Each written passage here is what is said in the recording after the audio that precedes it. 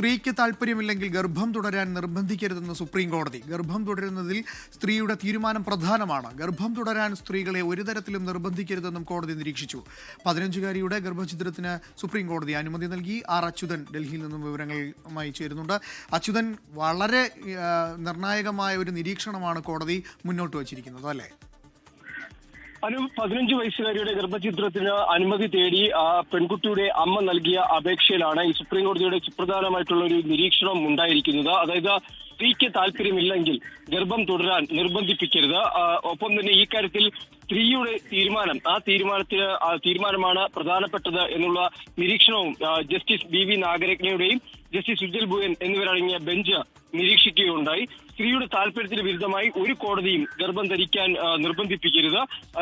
ഒപ്പം തന്നെ അത്തരം നിർബന്ധിപ്പിക്കൽ ഗുരുതരമായ മാനസികാഘാതം സൃഷ്ടിക്കും എന്നതുകൂടി കോടതി ഈ കേസുമായി ബന്ധപ്പെട്ട വാക്കാൽ പരാമർശിക്കുകയാണ്. എന്നാൽ കേന്ദ്രം പറഞ്ഞത് 7 മാസം പെൺകുട്ടി ഗർഭിണിയായ അവസ്ഥയിലാണ് തുടരുന്നത്. അപ്പോൾ അത് ആരോഗ്യ പ്രശ്നങ്ങൾ സൃഷ്ടിക്കുമെന്ന കാര്യം ചൂണ്ടിക്കാട്ടിയെങ്കിലും അതിനെല്ലാം ഉപരി തന്നെ പെൺകുട്ടിയുടെ ആ ഒരു മാനസിക സ്ഥിതി ഉൾപ്പെടെയുള്ള കാര്യങ്ങൾക്ക് പ്രാധാന്യം നൽകണം എന്ന നിരീക്ഷണമാണ് കോടതിയുടെ ഭാഗത്ത് നിന്ന് ഉണ്ടായിരിക്കുന്നത്.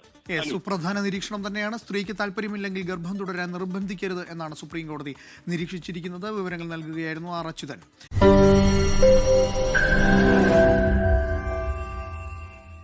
ലോകത്തെവിടെയായാലും ഏത് സമയത്തും 24 വാർത്തകളും ഓഗ്മെന്റഡ് റിയാലിറ്റി പാക്കേജുകളും എക്സ്പ്ലെയിനറുകളും വിശദമായി കാണാൻ ഞങ്ങളുടെ യൂട്യൂബ് ചാനൽ നിങ്ങൾക്ക് സബ്സ്ക്രൈബ് ചെയ്യാം.